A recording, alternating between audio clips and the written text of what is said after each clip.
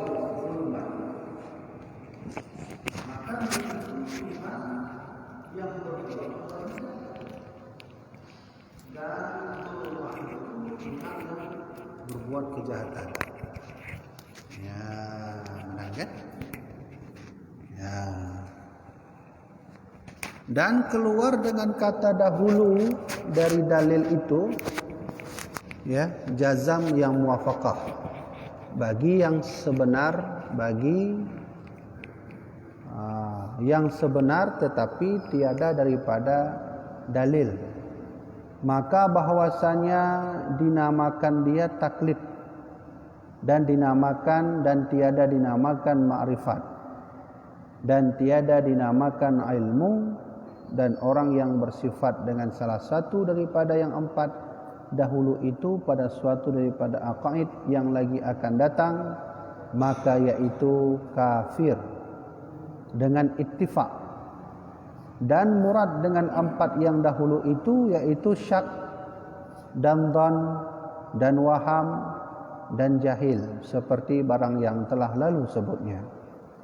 Ya, jadi jamaah yang dirahmati oleh Allah, ayah-ayah yang lun tuan hormati, jamaah yang lun tuan hormati, bahwa pada penjelasan kemarin kita sudah membahas tentang cara-cara orang meyakini Allah. Ada yang model meyakininya 100%, ada yang model meyakini Allah hanya 80%, ada yang model orang meyakini Allah hanya 65%, ada yang model 50 percaya, 50 tidak, ada yang model tidak percaya sama sekali. Nah, kalau seseorang percaya kepada Allah, yakin, sebenar-benarnya yakin, maka dalam ilmu tauhid disebut yakin namanya. Kalau ada orang percaya kepada Allah hanya 80%, 20% hanya patih Allah, makanya dalam tauhid disebut waham. Kalau seandainya nanti orang percaya kepada Allah, beriman kepada Allah 70%, maka dalam tauhidnya disebut dhan. Benar kan? Nah, orang yang hanya patih wa Allah ragu-ragu sebenarnya. Ilun patih mana orang ko, ilun kadang-kadang patih kadang-kadang. Oh punya menang itu disebut dengan syak. Syak namanya. Satu lagi yang lebih parah.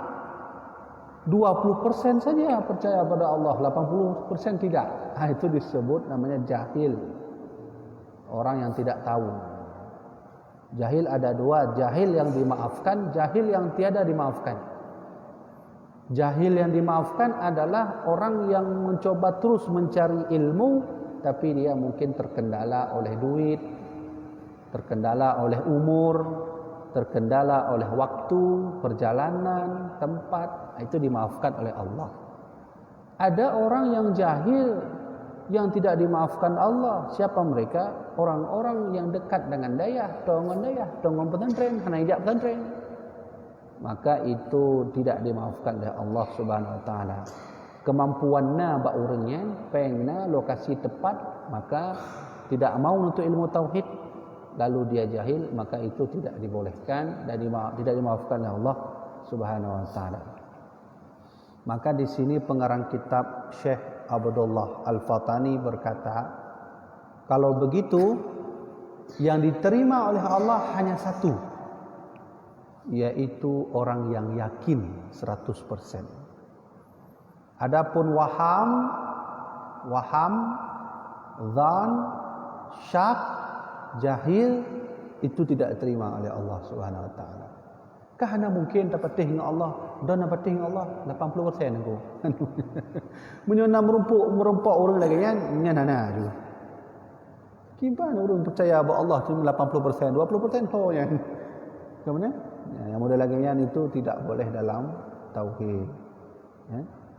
Nah, kita sudah singgung kemarin berkenaan tentang fenomena yang terjadi di bumi Allah ini. Allah itu sengaja menguji setiap hambanya, baik menguji harta, menguji kita dengan berbagai macam penyakit. Allah itu menguji. Kamu katanya dulu takut sama Allah. Kenapa dengan corona lebih takut? Nyan kita mau syak tengkunya. Hati-hati. Kalau sudah takut sama Allah ragu-ragu, sudah ada bandingan daripada Allah selain Allah, betul corona betul benar. Hana peng kata takut udahnya. Kemudian jabatan hilang, semua hilang, kamu boleh takut tak? Kalau itu modelnya, itu masuk dalam syak. Siapapun yang ragu-ragu dengan kehendak Allah, ragu-ragu dengan ilmu Allah, ragu-ragu dengan kekuatan Allah, ragu-ragu dengan apapun yang Allah takdirkan, itu masuk dalam syak. Punya kaitanmu dalam syak, nyan. Dibilang di sini apa tadi? Maka yaitu kafir dengan ittifaq, kesepakatan ulama bahwa orang yang ragu-ragu dengan Allah itu hukumnya kafir sudah. Nauzubillah min dzalik. Semoga kita semua tidak seperti itu. Maka saya ulangi karena ini sering kita lalui, sering kita alami, dan wajar mungkin kita manusia biasa. Kemudian pandai tak suci-suci tak ada yang mankahana kecuali Nabi Muhammad yang suci. Mandanya pandai nak suci-suci tak. Artinya mana? Yang gedanyonyo yang hana suci tamu fomro ju maunya menan tanya tajak bet menan. Rasulullah saja mengaji. Kepada siapa Rasulullah mengaji? Kepada gurunya. Siapa gurunya? Jibril alaihi salam. Benar kan? Kalau seandainya Rasulullah tak dibimbing oleh Jibril, mungkin Rasulullah tidak memahami agama. Benar? Karena kejadian Truk Jibril dalam Arba'in Nawawi dijelaskan hadisnya. Hadis riwayat pertama, riwayat daripada Umar bin Khattab. Hatta jalasa indahu, sehingga Jibril itu datang. Bainama nahnu julusin inda Rasulillah sallallahu alaihi wasallam dzata yaumin idzal rajulun syadid. Ketika kami sedang duduk, kata Umar bin Khattab, datang seseorang yang memakai seperti manusia, dia itu putih wajahnya. Rajulun syadid bayadus thiyab, putih ininya, apa namanya, bajunya. Hatta jalasa inda Rasulillah, dan orang itu tiba-tiba duduk di samping Nabi Muhammad. Fa asnada rukbatayhi ala kadahi. Ini bersambung lutut Jibril dengan orangnya itu. Jibril duduk pas mengenai lutut baginda Rasulullah. Wa wada'a kaffaihi ala fakhidaihi, lalu diambil tangan Jibril diletakkan di paha Rasulullah. Muhammad, akhbirni anil Islam. Tolong kasih tahu kepada saya, apa itu Islam? Karena kejadiannya ini Jibril mengajari. Setelah Nabi jawab apa isu Islam, anta syahada la ilaha illallah wa tuqimus shalah wa tahajjul baita man istata'a ilaihi sabila. Nabi menjawab, sadaqta ya Muhammad, engkau benar Muhammad. Akhbirni anil iman, anta ta'budallah ka'annaka tara, anta ta'budallah wa tu'mina billah wa malaikatihi wa kutubihi wa rusulihi. Nabi kasih tahu, sadaqta ya Muhammad, engkau benar. Akhbirni anil ihsan, an ta'budallah ka'annaka tara fa innahu fa illam takun tara fa innahu yara. Lalu Jibril kasih tahu lagi, sadaqta, engkau benar. Akhbirni anis sa'ah. Muhammad, tolong beritahu kepadaku hari kiamat itu apa? Maka Nabi menjawab, yang nanya lebih faham daripada yang ditanya. Selesai semua itu, maka Rasulullah berkata, wahai sahabatku, wahai Umar, atadri manis sa'il? Umar, tahukah tadi siapa yang datang? Umar menjawab, Allahu wa rasuluhu a'lam. Hanya Allah yang tahu dan hanya Rasul yang tahu. Maka Nabi menjawab, fa innahu Jibril atakum yu'allimukum dinakum. Itulah Jibril yang datang ke sini mengajari agama kalian. Ya, kamu menang kan? Jadi Rasulullah saja belajar. Apalagi gedanya nabi kan, rasul kan, wali kan, ulama kan, habis dia. Ya, maka oleh karena itu maksud syak di sini tidak boleh ragu-ragu dengan Allah. Baik ragu-ragu dengan wujudnya, ragu-ragu dengan kehendaknya, ragu-ragu dengan takdirnya, ragu-ragu dengan kekuatannya, ragu-ragu dengan ilmunya, ragu-ragu dengan sami'nya, basarnya, kalamnya. Kalau itu ragu, na'udzubillah min dzalik, hukumnya sudah kafir. Maka salah seorang mufti dari Mesir, beliau diangkat mufti terbesar di Mesir, namanya Syekh Al-Imam Al-Bajuri, salah seorang ulama tua tahun 18 sekian. Beliau itu termasuk ulama besar waktu itu. Di dalam kitabnya Syarah Kifayatul Awam, beliau punya guru, nama gurunya Syekh Muhammad Al-Fadali. Syekh Muhammad Al-Fadali menulis kitab. Di antara guru-guru Imam Al-Bajuri yang paling beliau sukai, yang paling beliau sayangi, namanya Syekh Muhammad Al-Fadali. Maka kitab Syekh Muhammad Al-Fadali ditulis lebih panjang lagi oleh Syekh Imam Al-Bajuri. Di dalam kitab itu beliau berkata bahwa jika percaya sesuatu tidak meletakkan kepercayaan itu kepada Allah, hukumnya kafir. Kopi lagi contoh benar. Dan pakai dengar. Elon dengar karena ada kopi. Oh, menyadran tengah ada kopi dan dono petihnya nya kafir.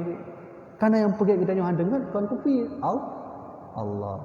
Itu menurut Imam Al-Bajuri. Kamu yang menan ayah-ayah ilun tuan hormati, ya ilun tuan sampaikan menokon dari ilun tuan mandumnya atau ulama. Jadi saya sampaikan kami hanya wasilah saja.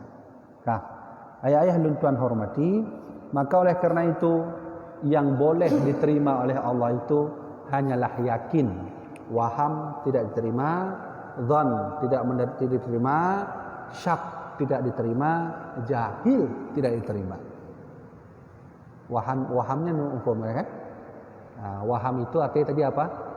80% percaya pada Allah, 20% hanya itu waham. Nalam dzan itu di bawah lagi sedikit. Ya, 70% lah. Ya, 30% enggak boleh. Itu bahaya. Apalagi orang yang begitu takutnya kehilangan harta, seolah-olah dia tidak percaya lagi kepada kekuatan Allah, yang takut kena penyakit apapun itu, tidak hanya corona, mungkin tengok tebik lam nya bambannya kan tebik lam penyakit baru penanihan, virus B padunya lebih parah dari corona loh. Nak baca berita ya, betul benar kan? Kita tidak menafikan corona. Yang jelas penyakit menular itu ada. Tapi sekarang masalahnya orang begitu takut dengan penyakit. Apa yang terjadi? Sakit jantung, stres, pusing. Kabeh juga anak dia. Makanya Allah menegur kita, "Wa man a'rada an dzikri fa inna lahu ma'isyatan dankan." Kalau kamu tak pernah mengingat aku, hidupmu sempit, kata Allah. Fa inna lahu ma'isyatan dankan, hidupnya sempit. Makna sempit, stres. Urang punya stres kabeh je. Nyen pajuh buka hana muda tuntun le. Ka stres, pi rukuk menancit. Hantam pi rukuk, ka pi rukuknya. Turo 2 bungkuk gara-gara stres habis perkara. Nah, menan. Baik, itu sudah disampaikan pada pelajaran yang lalu. Hari ini, malam ini kita ingin membahas tentang satu kaedah tauhid bernama jazam muwafaqah. Untuk mengenal Allah tentu perlu alat. Alat mengenal Allah syaratnya segala sesuatu itu harus pakai akal. Mengenal Allah harus pakai akal. Agar akal kita tidak liar, maka dipagari oleh 2. Al-Quran dan Sunnah, satu lagi jazam muwafaqah. Ini jazam muwafaqah ini kita bahas malam ini. Apa itu Tengku? Jadi saya ulangi lagi. Mengenal Allah itu harus dengan akal. dan memagari akal agar dia tidak liar. Akal itu kan liar, ya? Agar dia tidak liar, maka harus dipagari dengan Al-Quran dan Sunnah Nabi. Satu lagi namanya jazam muwafaqah. Nah, dia akan tulis apa tulis. Nyampu jazam muwafaqahnya nengku. Ya, benar kan? Ya, kibah no. Ya. Ya, kale.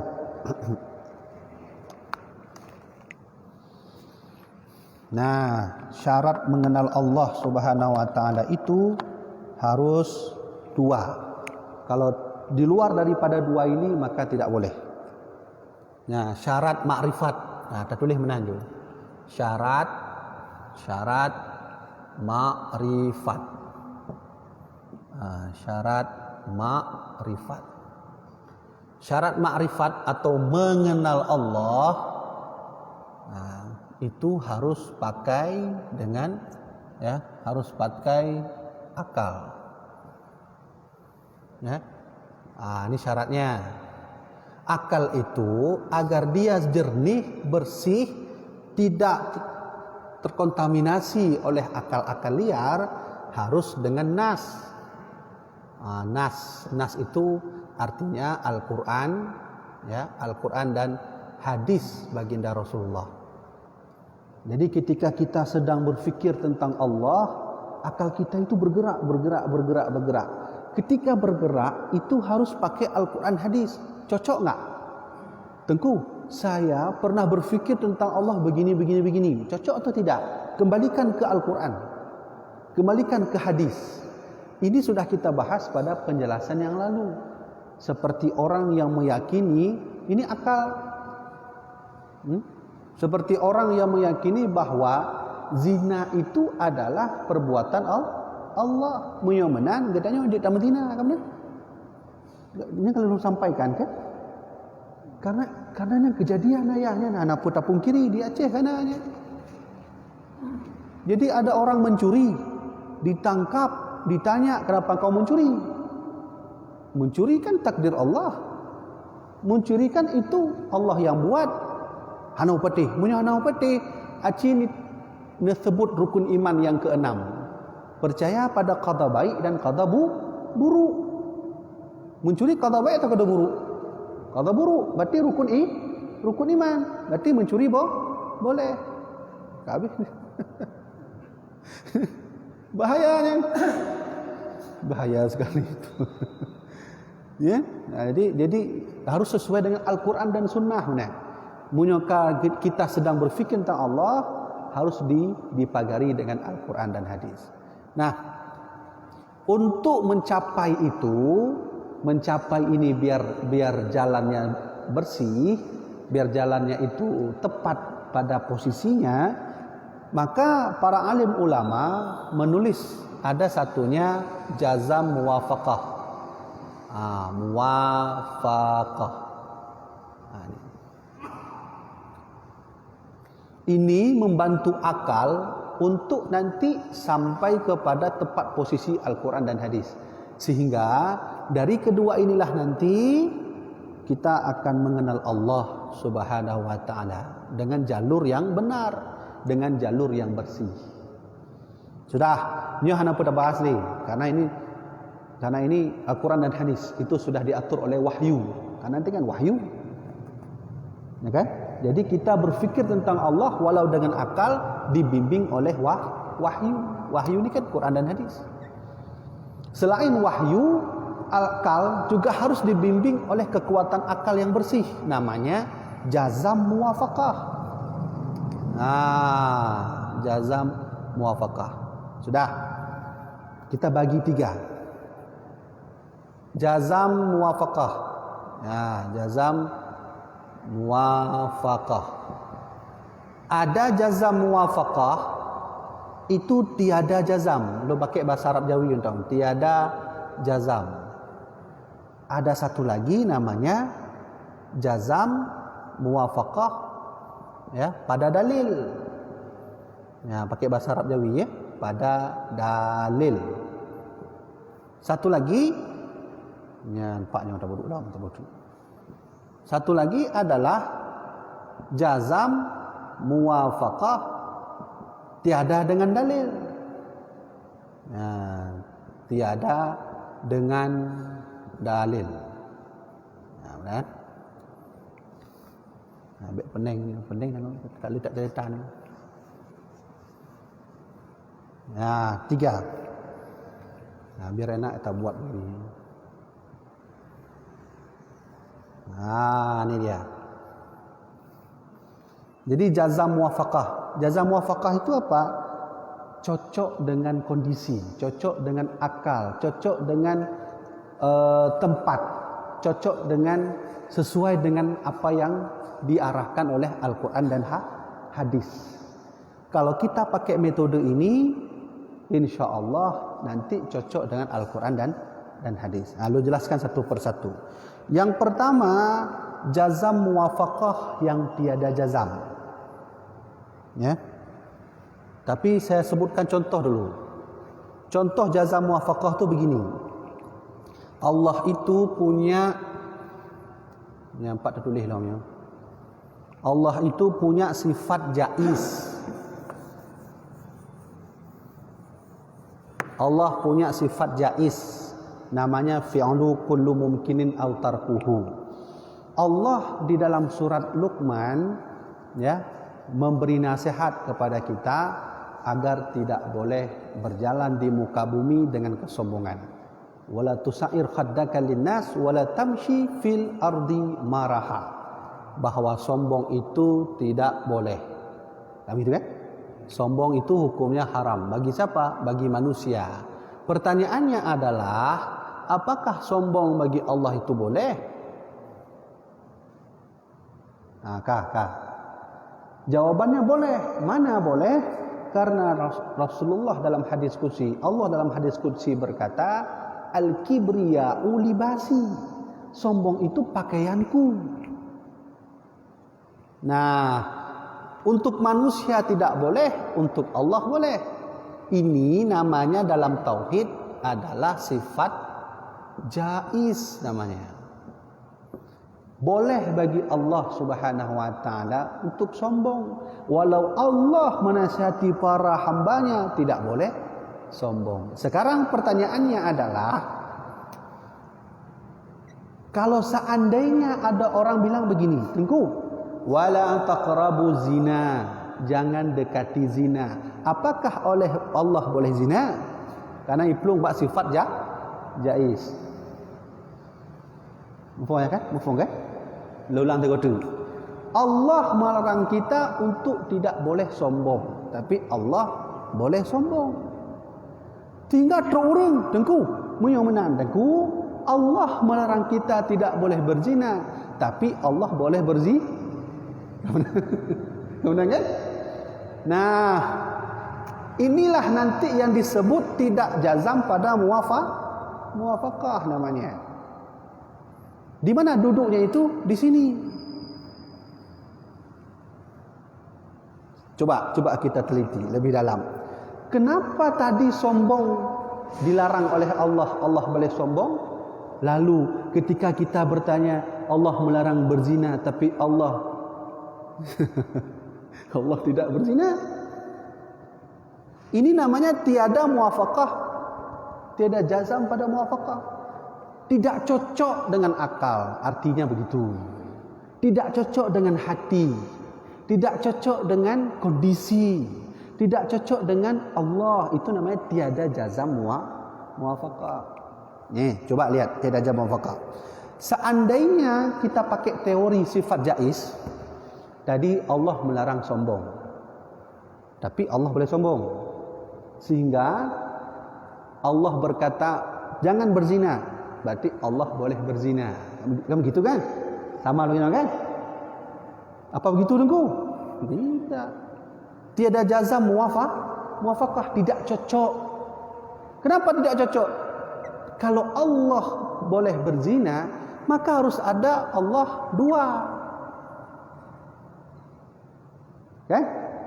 Enggak mungkin sedangkan Allah sendiri berkata dalam Al-Quran, qul huwallahu ahad, Allah esa, maka tiada jazam muwafaqah. Ini kan bertentangan dengan Al-Quran dan hadis. Kalau sudah berkenaan Al-Quran dan hadis, maka tidak boleh lagi pakai. Ya, mana maksud tuan? Kamu faham ya kan? Jadi untuk berfikir tentang Allah harus pakai akal. Cuma dipagari dengan Quran dan Sunnah. Salah satunya jazam muwafaqah. Kalau tidak pakai ini, kabirnya. Kayak pugah Allah boleh berzina, Allah boleh mencuri. Nah itu dia, tiada jazam muwafaqah. Nah, contoh dalam kitab Syekh Abdullah Al-Fatani tadi, yang model satu ini, tiada jazam muwafaqah itu, ini dia. Itu contohnya seperti orang Nasrani. Orang Nasrani itu kan punya Tuhan 3. Pertama Tuhan Bapa, kan ya? Bapa itu artinya Roh Kudus. Yang kedua Tuhan Ibu atau Maryam. Yang ketiga Tuhan Anak atau Yesus lah, atau Isa. Sudah, mari kita pakai metode. Apakah ini jazam muwafaqah atau tidak? Cocok dalam hati maksudnya, cocok dalam pikiran, cocok dalam keadaan, cocok dalam kondisi. Hanya jazam muwafaqah arti ini. Cocok enggak? Ayo, okey. Anggap sajalah bahwa kita ada Tuhan itu 3. Seandainya, seandainya Allah itu 3. Mari kita pakai metode jazam muwafaqah. Jazam muwafaqah ni tak ada dalil dia. Dalil sudah jelas, Al-Quran, hadis. Nah, coba kita pakai contoh apa? Jazam muwafaqah. Anggap saja Allah itu ada 3. Lagi pegah lewat Nasrani. Ini tak ada dalil.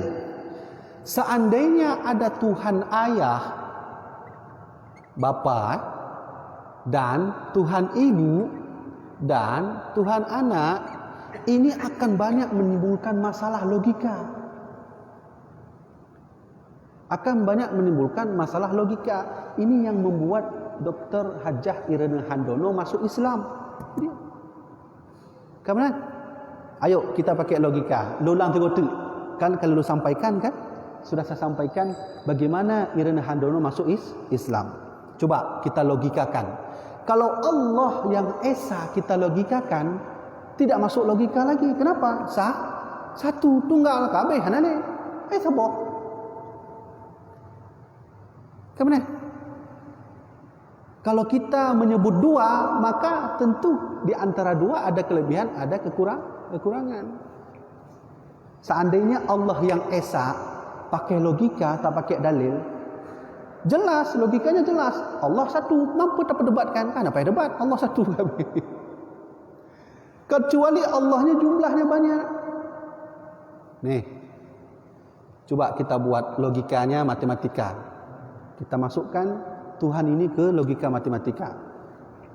1A, Tuhan paling atas itu menurut orang Nasrani adalah Tuhan Bapa. Yang di bawah B, Tuhan Ibu. Yang di bawah C, Tuhan Anak. Ini adalah aturan logika dalam matematika. Seandainya Tuhan itu banyak, maka bisa dilogikakan seperti ini. Kalau sudah dilogikakan seperti ini, yang namanya matematika, dia punya rumus. A tambah B, B tambah A, C tambah A, C tambah B. Ini bisa ke sini, ini bisa ke sini, ini bisa ke sini. Logika ini pasti. Makanya disebut ilmu matematika ilmu pasti. 1 tambah 1, 2. Kenapa debat dia 1 tambah 1, 2? Apa debat man? Ini termasuk logika pasti. Tidak ada satupun ahli matematika yang menyalahi aturan tertib matematika ini. Coba masukkan Tuhan ke sini. Oh, anak ahli benar-benar. Masa Tuhan A bisa ke bawah, Tuhan B bisa tukar tempat ke C, Tuhan C bisa tukar tempat ke A? Kakak aneh ya? Maka ini tidak ada. Nah ini, Allah tidak demikian. Allah itu satu. Nah, maka ini namanya tiada jazam pada muwafaqah namanya. Nah, ini dia. Tiada jazam pada muwafaqah. Apa itu? Han cocok dengan hati, han cocok dengan akal, han cocok dengan lokasi, tempat dan seterusnya. Benar. Tidak cocok dengan kejadian. Ini dia. Contoh lain yang ditulis oleh Imam Abdullah tadi, bahawa Majusi punya dua Tuhan. Ya, Majusi punya dua Tuhan. Satu Tuhan Nur, satu Tuhan Zulumah. Kalau bahasa lainnya Tuhan kejahatan. Ini Tuhan kejahatan. Satu lagi Tuhan kebaikan. Baiklah, anggap saja Majusi punya dua Tuhan begitu. Kita logikakan, kita menjazamkan muwafaqah. Cocok atau tidak? Tetap tidak cocok. Kalau begini kejadian, maka akan ilmu matematikanya akan seperti ini, A dan B. Kalau sudah A dan B, logikanya A bisa turun ke B, B bisa turun ke A. Masa bisa bertukar tempat? Berarti Tuhan ke-8 kadang-kadang main ke Tuhan ke cahaya. Begitu kan? Tapi seandainya angkanya seperti ini, sebenarnya, atau dia punya titik, satu titik saja, maka tidak ada perdebatan. Kenapa? Satu titik. Bagaimana kita buat logika A, B, C? Nggak bisa. Inilah Allah Subhanahu Wa Taala. Esa satu. Ya, kamu faham ya kan? Kamu faham kan? Ini sudah selesai. Jazam muwafaq, tiada jazam muwafaqah. Kemudian yang kedua, contohnya adalah jazam muwafaqah pada dalil. Ini yang dikehendaki oleh alim ulama. Cocok, kondisi yang kita pikirkan itu cocok dengan Al-Quran dan hadis. Cocok dengan lokasi, cocok dengan logika. Ini namanya jazam muwafaqah pada dalil. Yang nak perdebatkan ni. Menyomenan kesimpulan ini dengan Quran dan hadis tidak bertentangan. Selesai. Satu lagi, tiada dengan dalil, tapi dia jazam muwafaqah. Cocok dengan kondisi, cocok dengan hati, cocok dengan lokasi, cocok dengan kejadian, tapi tidak ada dalil. Munyangnya, nah dalil, jazam muwafaqah. Munyangnya, jazam muwafaqah, tiada dengan dalil. Contohnya apa? Contohnya, seandainya ada orang berkata, hai, kamu itu percaya pada Allah. Percaya enggak? Percaya adaku. Percaya wujud Allah itu ada? Percaya. Bisa tunjukkan dalil? Wah, enggak bisa. Itu. Yang begitu namanya jazam muwafaqah tapi tidak ada dalil. Pertanyaannya, apakah ini boleh kondisi seperti ini dalam orang bertauhid? Khilafiyah ulama. Pertama, boleh apabila dia mencari ilmu tidak bisa. Tidak bisa karena tidak ada duit, tidak bisa karena tidak ada dana, tempat, itu boleh. Yang tidak boleh lagi luntuan ke mana, duk samping dayah, duk samping pesantren, lokasi, tempat, watena tapi tidak ber. Itu dosa besar. Walaupun benar jawabannya, tapi kalau tidak tahu dalil, dosa besar. Nah, apa ini sudah termasuk dengan mengenal Allah? Tidak. Apa ini sudah termasuk mengenal Allah? Juga tidak. Apa ini termasuk mengenal Allah? Ini baru. Ya, inilah yang baru disebut dengan mengenal Allah Subhanahu Wa Taala.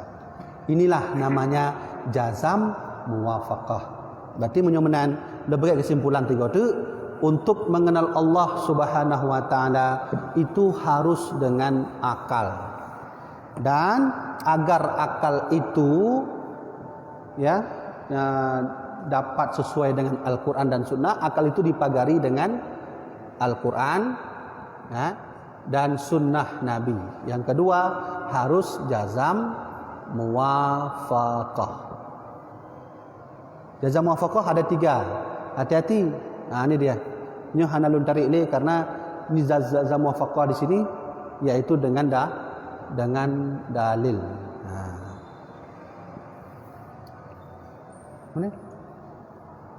Kalau ini dasarnya wahyu, kalau ini dasarnya tidak wahyu tapi cocok dengan wahyu. Habis ya. Nah. Nah, ini ada pertanyaan ni? Cuba guna ni.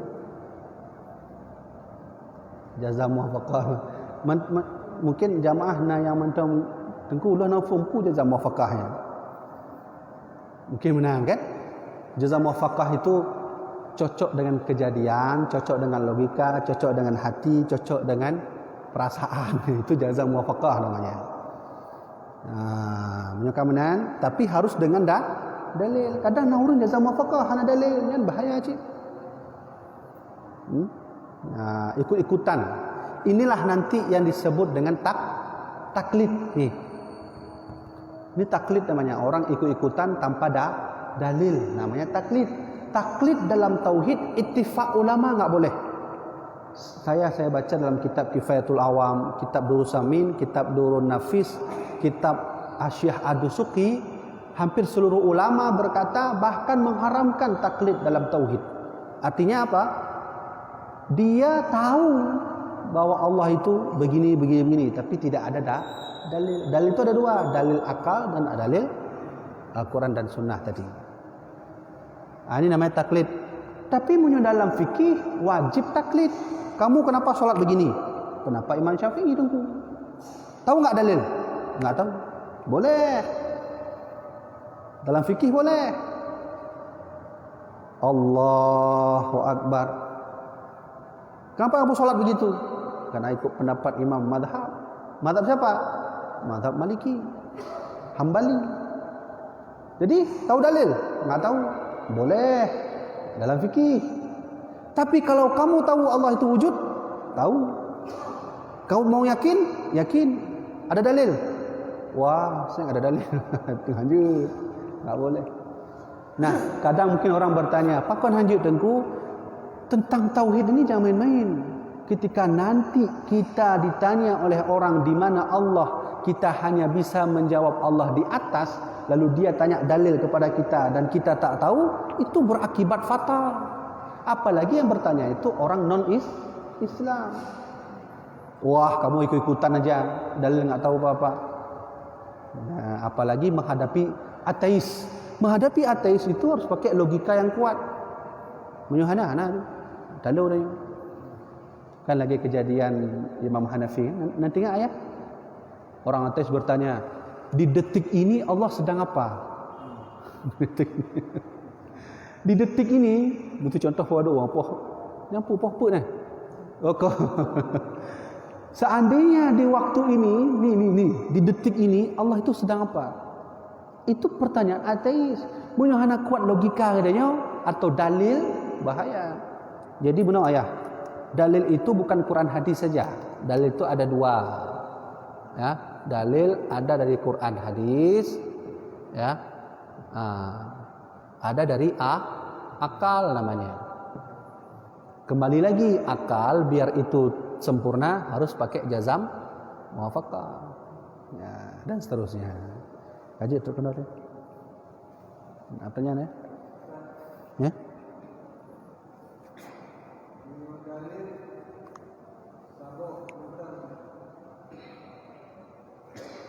Ya.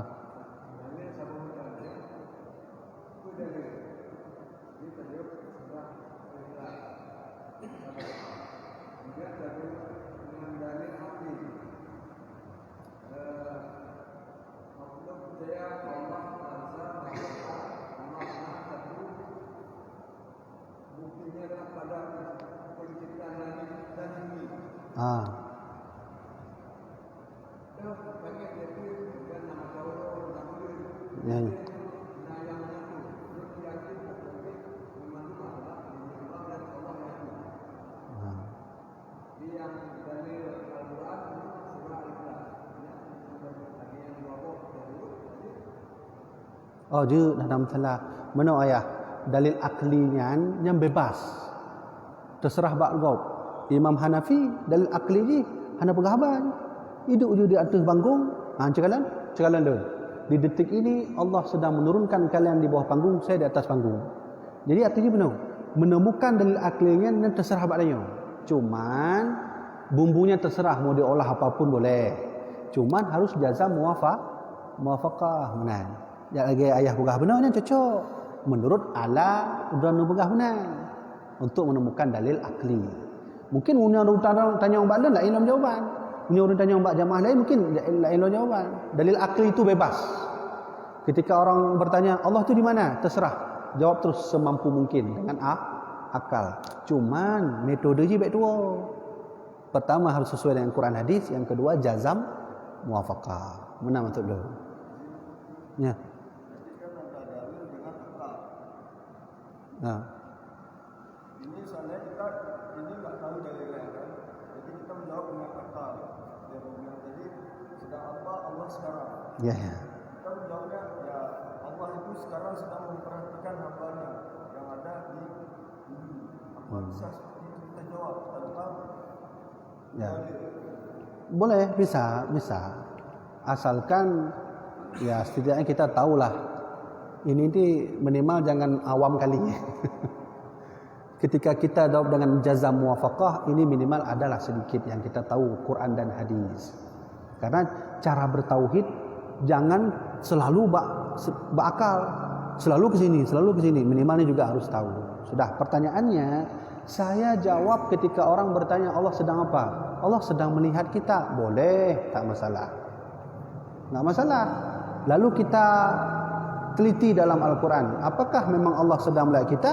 Memang innallaha sami'un basir. Allah itu maha melihat, maha mendengar. Artinya Allah selalu melihat, Allah selalu mendengar. Berarti kan cocok. Cocok dah. Sesuai. Ini sudah kita buat sesuai dengan Al-Quran. Lain lagi Imam Hanafi. Nonton ingat cerita Imam Hanafi? Orang bertanya, "Hai Imam Hanafi, 100 ulama telah aku bunuh karena mereka tak bisa menjawab Allah sedang apa di detik ini." Maka datang Imam Hanafi, baru itu sekecil umurnya, baru umur 12 tahun sudah jadi mufti. Maka beliau naik di atas, "Aku akan menjawab Allah sedang apa hari ini. Tolong semuanya turun, presiden, menteri turun dari istana di bawah, biar saya naik ke atas." Naik Imam Hanafi ke atas, "Tolong pijitkan badan saya sebentar. Aku pengen pijit gonya le siap. Tolong sediakan air yang paling enak. Aku sediakan air paling enak." Maka ateis itu bertanya, "Hai, jangan bermain-main. Tolong jawab, Allah sedang apa di detik ini?" Maka Imam Hanafi menjawab, "Di detik ini Allah sedang menaikkan derajatku di atas istana, sedangkan kalian semua berada di bawah." Kamu naik? Cocok juga. Mana cocok? Innallaha ala kulli syai'in qadir. Kan cocok. Sesungguhnya Allah itu maha berkehendak segala sesuatu. Boleh itu. Jadi begini, saya artinya begini, terserah. Logika itu terserah diatur terus, atur untuk menjawab tentang polemik mengenai Allah Subhanahu wa taala dari orang-orang yang bertanya. Cuman jangan lupa jazam muwafaqah dan harus sesuai dengan Al-Qur'an dan hadis. Dah, itu aja. Nah, ini pagarnya biar tidak liar sekali akal. Lanjut. Baik, sampai itu baik ya, karena sudah Isya, maka demikianlah pengajian yang dapat saya sampaikan. Mudah-mudahan bermanfaat bagi saya sendiri, bermanfaat bagi jamaah dirahmati oleh Allah Subhanahu wa taala. Wallahu a'lam bissawab. Sallallahu ala sayyidina Muhammad. Sallallahu alaihi wasallam. Sallallahu ala sayyidina Muhammad. Sallallahu alaihi wasallam. Sallallahu ala sayyidina Muhammad. Salli alaihi wasallam. Qaballahu minkum minna wa minkum taqabbalallahu.